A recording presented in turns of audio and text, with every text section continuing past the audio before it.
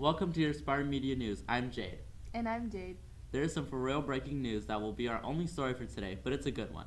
The Russia election investigation has brought new charges against Russians. CBS News' Paula Reed, Jeff Puegas, and Rebecca Shahad contributed to this report and have summarized and added tips and comments for our audience.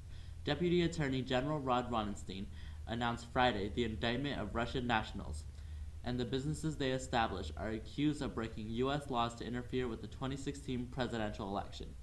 The defendants conducted information warfare against the U.S., Rosenstein announced Friday. They set up a virtual private network in the U.S., making it appear that the social media accounts they were using were controlled by people in the U.S., Rosenstein said.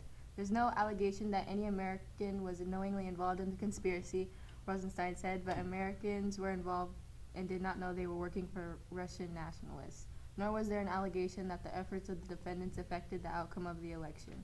The indictment does not offer the conclusion of that the efforts affected the outcome of the elections, but it does look that way.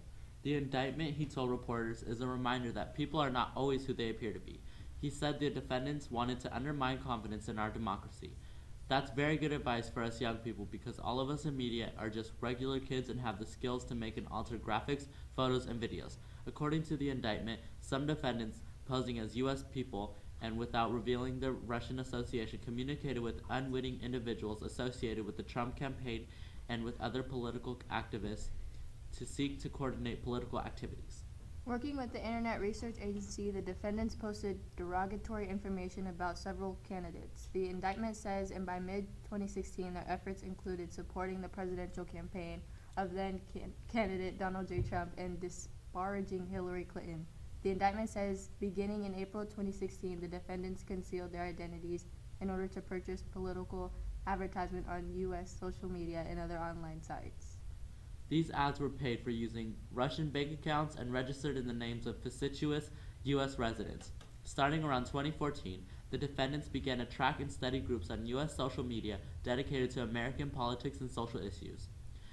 They used metrics to track the performance of various social media groups. They then traveled to the U.S., or in some cases, try to travel, to collect intelligence for their interference operations. They posted as Americans and contacted U.S. political and social activists and learned they should target purple states, those that were undecided in the campaign.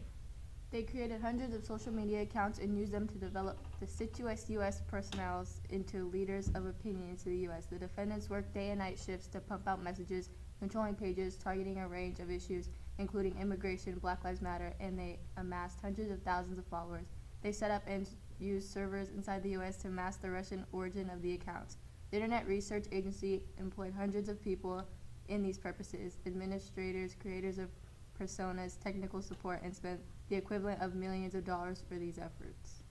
In addition to disparaging Clinton, they denigrated other candidates such as Ted Cruz and Mark Rubio, and they supported Bernie Sanders and then Donald Trump. In the latter half of 2016, they used groups to discourage minorities from voting in the 2016 presidential election. Post-election, after the election of Donald Trump, the defendants allegedly planned rallies in support of President Trump. They also planned rallies against Trump titled "Trump is not my president."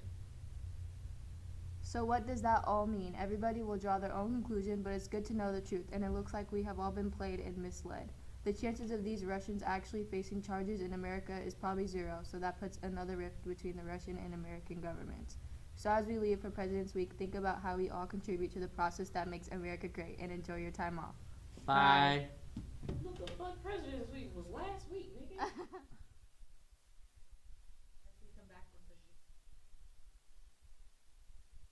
Not receiving that. That was good. That's hella long. It was good. Good job.